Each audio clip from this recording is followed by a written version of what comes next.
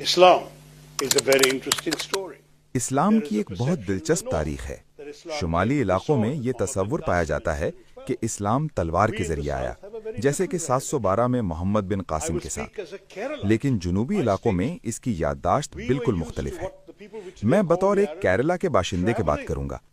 ہمارے علاقے میں عرب لوگ اسلام سے بھی 1000 سال پہلے ہر سال کیرلا آتے تھے۔ وہ عرب سمندر کے پار موافق ہواؤں کے ساتھ سفر کرتے تھے۔ وہ آتے، کیرلا کے مغربی ساحل پر قیام کرتے، تجارت کرتے، مقامی لوگوں سے شادیاں کرتے، چند ماہ گزارتے، اور جب ہوائیں بدل جاتی تو واپس چلے جاتے۔ یہ سلسلہ صدیوں تک جاری رہا۔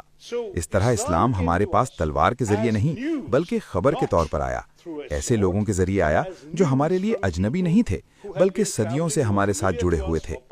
وہ ہمارے ساتھ رہتے، ہمارے ساتھ تجارت کرتے اور ہمیں بتاتے کہ ان کے جزیرہ نما میں کیا ہو رہا ہے۔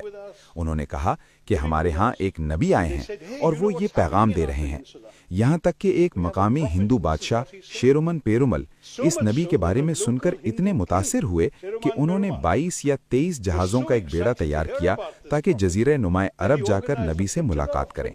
ان میں سے اکثر جہاز راستے میں ہی رک گئے، جو آج لکشدیپ یا مالدیپ کے نام سے جانے جاتے ہیں، لیکن وہ خود وہاں پہنچ گئے۔ دلچسپ بات یہ ہے کہ آج بھی عمان میں سلالہ کے جنوب میں کیرلا کے ناریل کے درخت موجود ہیں، جو انہی ناریلوں سے اگے جو وہ اپنے ساتھ لے کر گئے تھے، حالانکہ وہ عرب خطے کے مقامی درخت نہیں ہیں۔